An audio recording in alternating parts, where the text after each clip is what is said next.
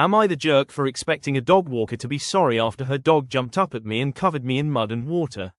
Full story, long story. A month or two ago I was walking alone in a forest I regularly walk in, and I passed a jogger who had a big long-haired dog. Don't ask what sort of dog. I know nothing about dogs. With her, the dog was running in front of her and had just come out of a pond and been running through mud. It wasn't raining and the paths are quite well made, so I wasn't wearing waterproofs and was only in fabric trainers.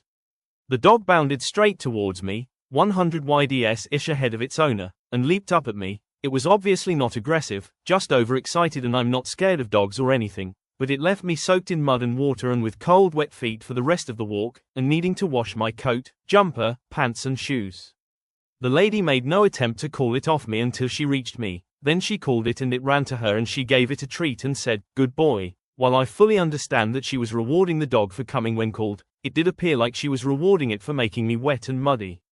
She didn't say a word and just turned to walk away, so I said after her, saying sorry would be nice. Those are the only words I ever said to her. She then went on to start shouting. It was a while ago so I can't remember exactly what she said, but it was along the lines of, "It's not my fault my dog took a liking to you. Why should I say sorry?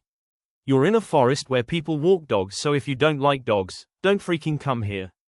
I just walked away. I also don't mind dogs, and if she'd been apologetic I would have just passed it off as unlucky and probably just said, "No worries, this sort of stuff has happened to me plenty of times before.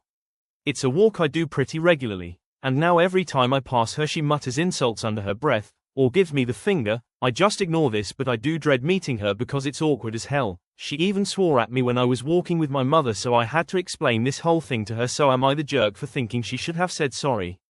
Because she's right that it wasn't her fault, but she could have called the dog back much sooner than she did, and apologizing for accidents is generally just the polite thing to do. This whole thing puzzles me, and I have debated